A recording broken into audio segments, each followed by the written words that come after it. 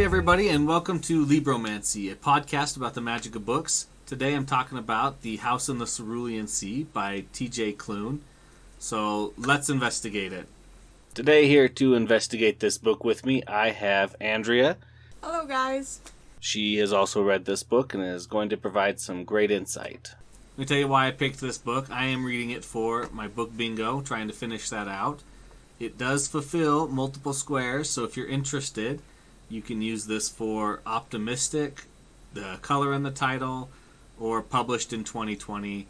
I'm using it for color in the title, The House in the Cerulean Sea, of course. A little bit about this book. It was published by Tor in 2020, and that's right at the beginning of the During times, and so that was a good pick by Tor to publish it then. This was a refreshing read near the start of lockdown, at least in the U.S. It was very fresh and a nice book to read. What did you feel? So the reason I picked up this book is because Josh kind of described it to me, and I actually read it before Josh, and really, really liked it. But my favorite color is cerulean, so that kind of sold me on why I really wanted to read this book.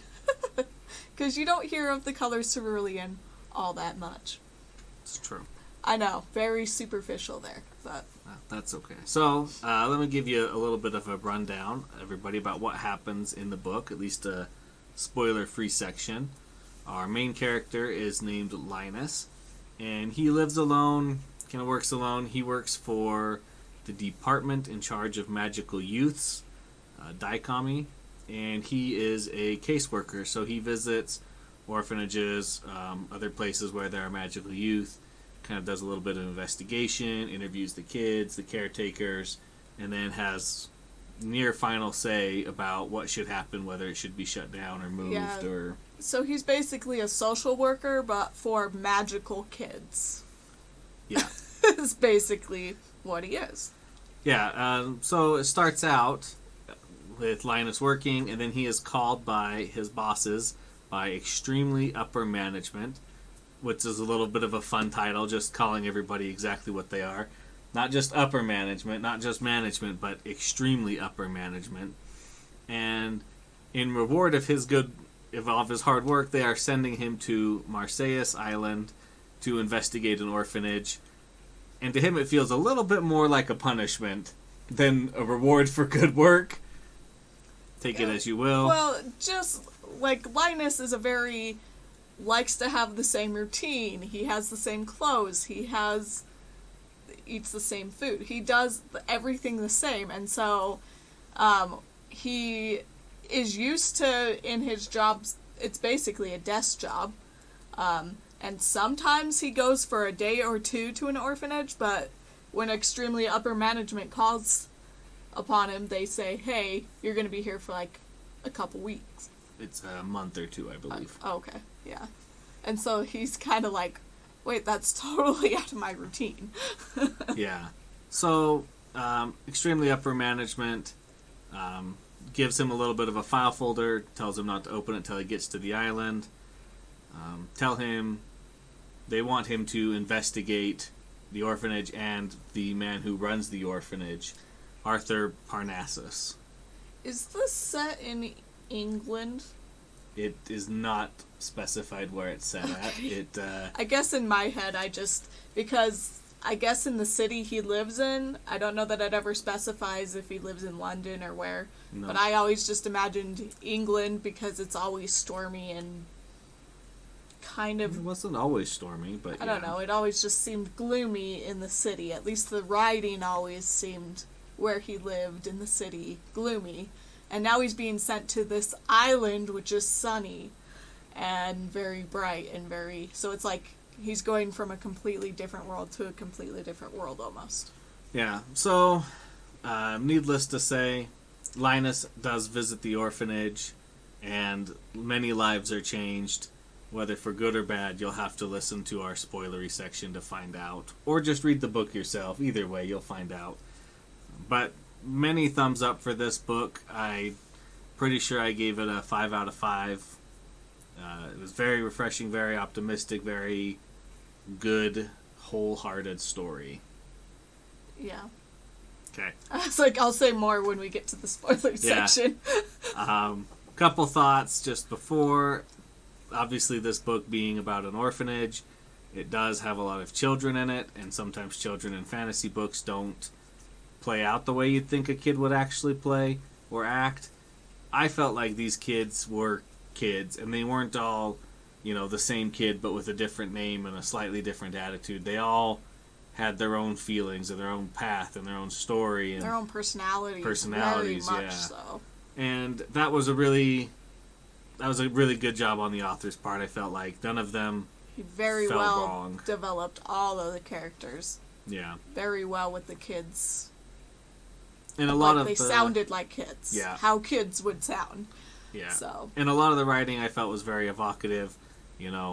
When it's raining, you can really tell that it's raining because it affects everything. Or when the sun is shining and he's walking in the forest or the woods or whatever, he's in the woods, and you can kind of feel it just by the way he writes that you learn that. So yeah, he just makes everything very real, like you feel like you're there. Mm-hmm.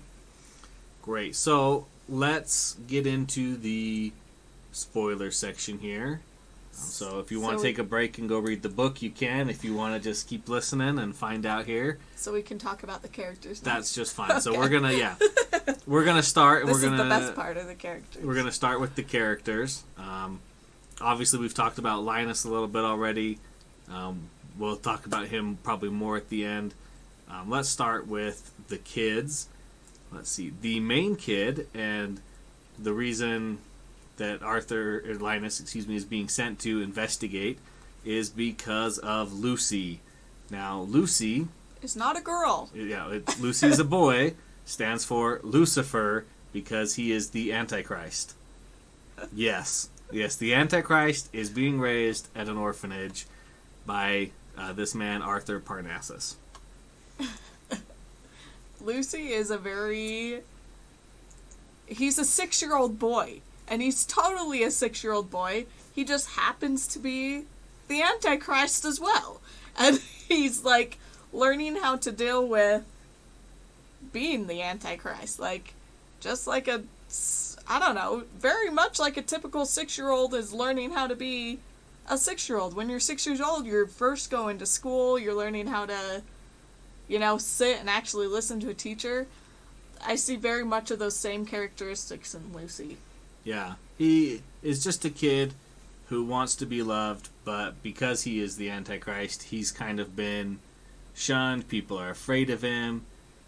Sometimes he has episodes and things start happening. People think he's inherently bad. People think he's inherently evil because of that, but, he is what he is. I'm sure we'll talk about Lucy more, but he was a great character. He was a great 6-year-old. It was very believable. Just a fun. Let's see. Next on our list, we have Chauncey.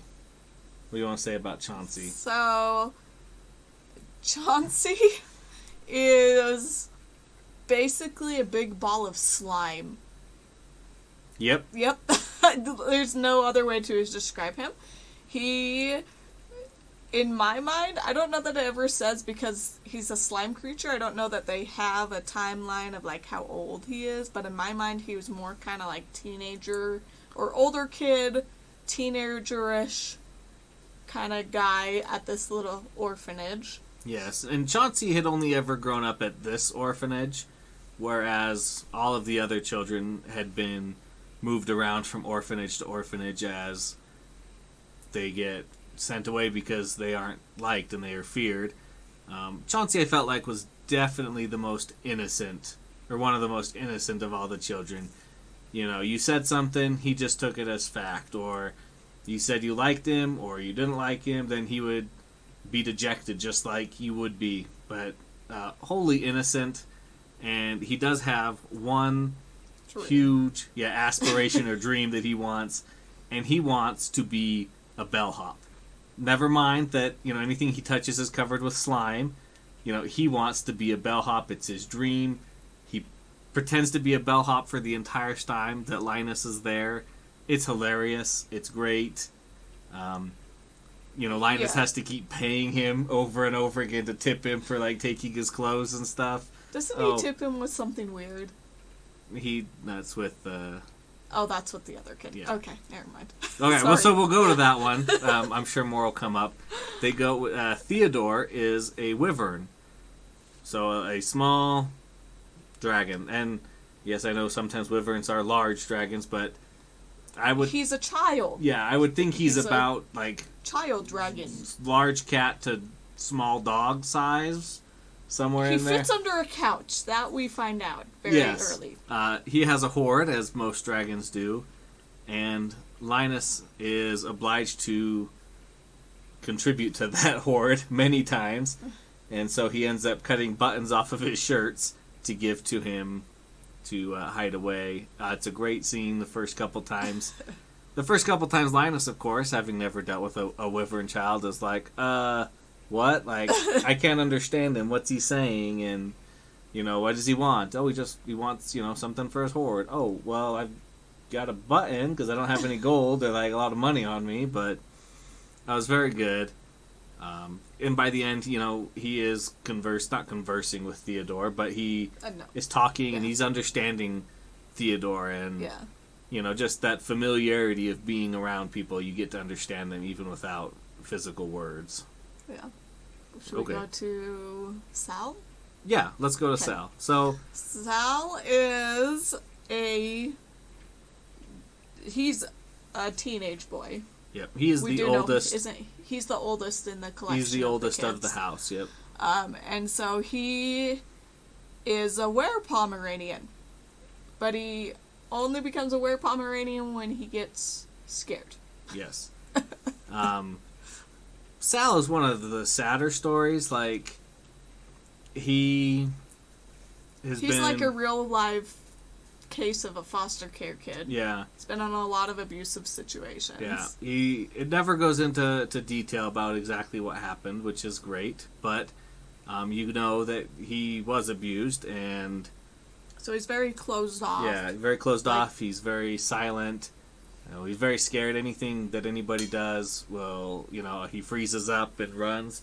I felt like that was one of the more accurate depictions of how people can respond to abuse, and sometimes a real life foster kid. Obviously, we want the best for that, but by the end of the book, he, while he's been living with Arthur, he's been growing and becoming more social and more open again. And at the end of his time with Linus, he even has grown even more. So we just have 2 more children left.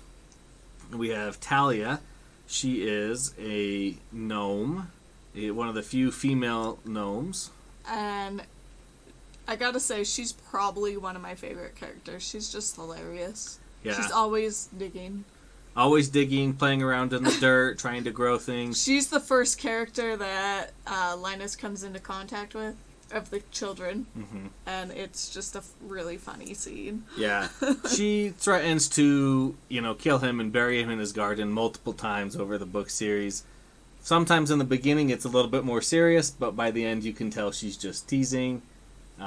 She's just a kid, like... Because she's a kid and talking and, playing brave. No, I guess Talia would be the oldest. Isn't she like 150 or something?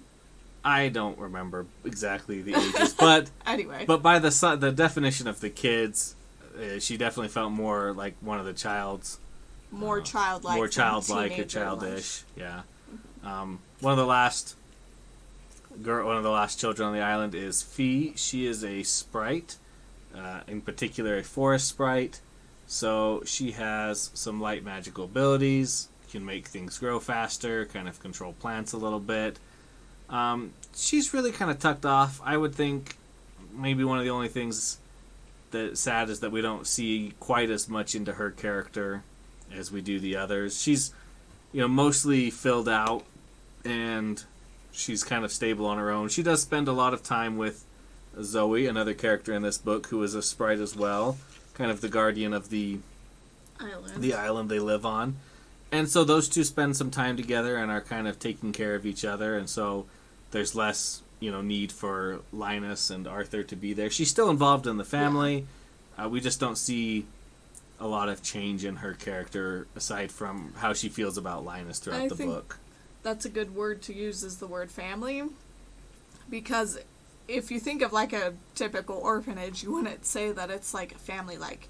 But Arthur, the main character of this orphanage, very much makes it like a family.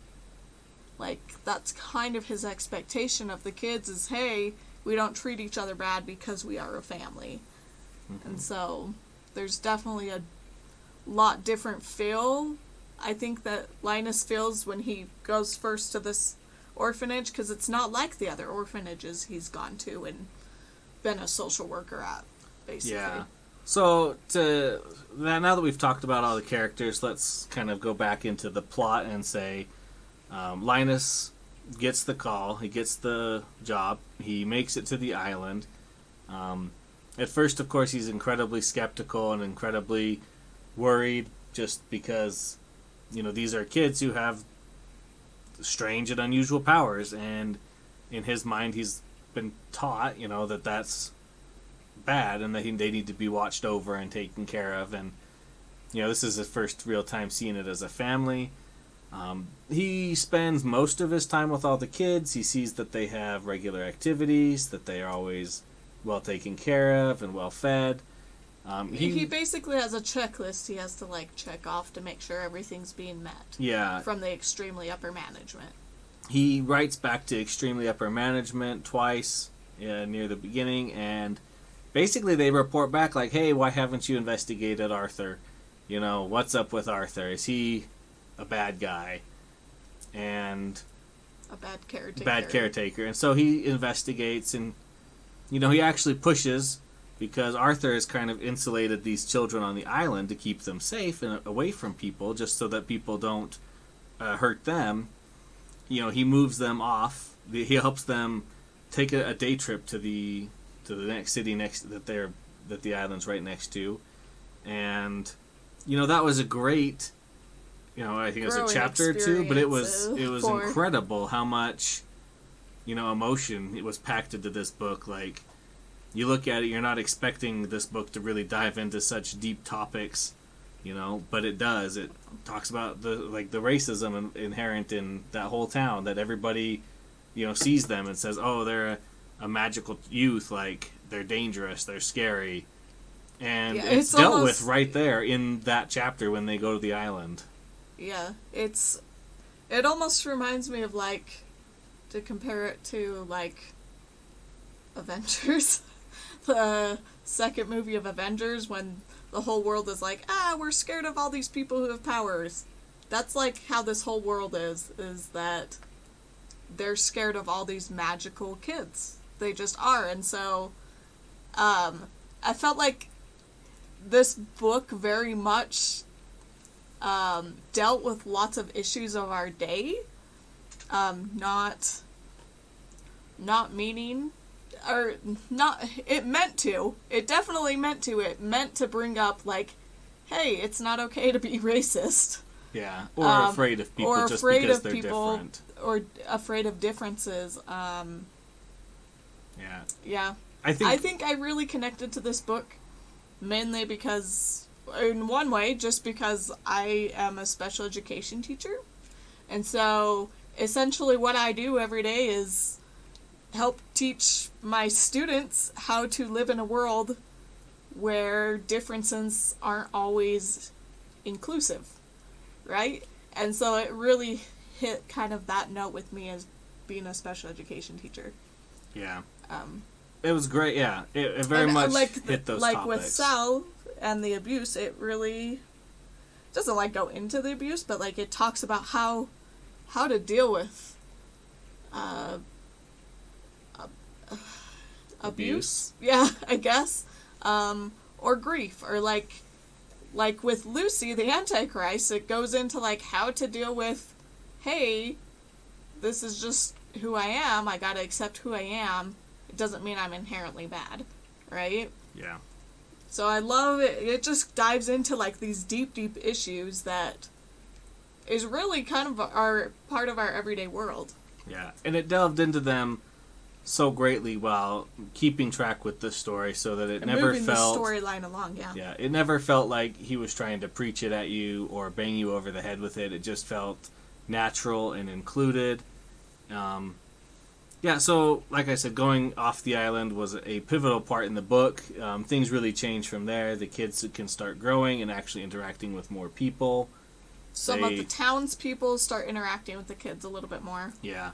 That keeps going for them. Then, near the end, Linus is investigating and he finds kind of the locked cellar.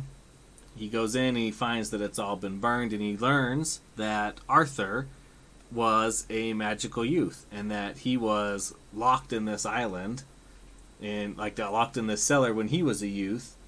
And it kind of shows him how he broke that cycle of abuse, that even though Arthur was not treated the best when he was in an orphanage, he was able to turn around and be such a supporting rock for this, for these new kids. There is a slight romance you can kind of see progressing. I picked it out near the beginning of the book that it was going to happen between Linus and Arthur.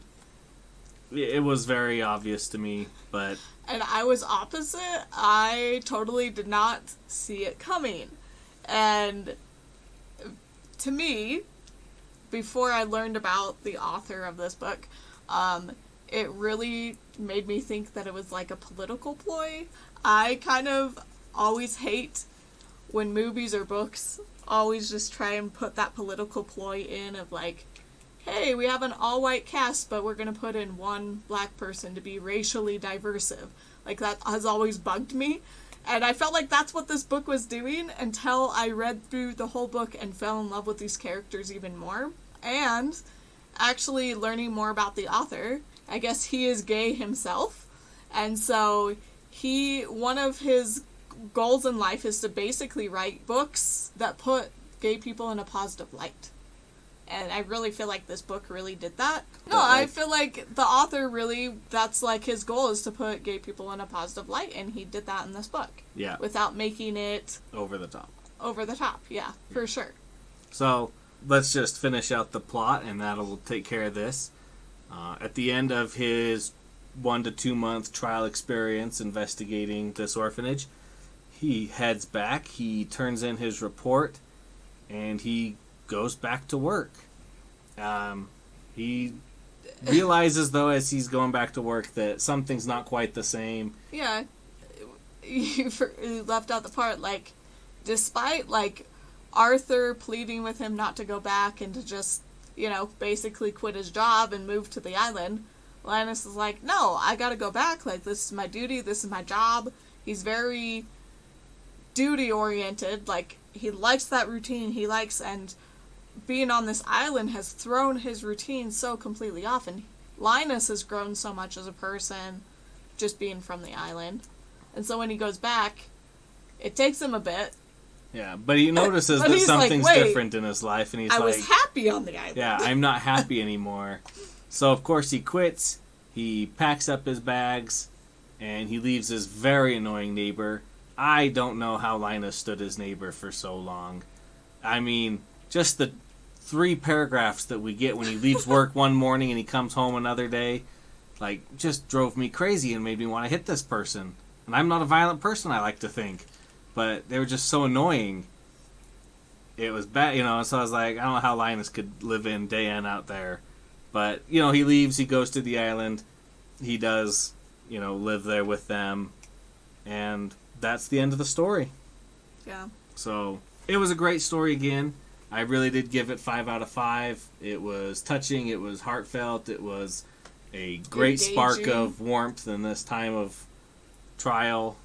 It was engaging. It was engaging. It very well fit in with our world today when there's so much hatred and anger going on, especially with it being a political election year. That's what I'm talking about. An election year. There's just been so much hate, I feel like. And so I love that this book showed how, yeah, there's hate in the world, but you can turn that around and make your own positive island experience. So, Yeah. Well, thank you, Andrea, for talking about this book with me. It was great to have you here. No problem. That's going to wrap up our discussion of The House on the Cerulean Sea by T.J. Klune. Thanks for listening, and thanks to David Hilowitz for the intro and outro music. If you have any questions or comments, you can send them to libromancypod@gmail.com. And remember to investigate the magic of books.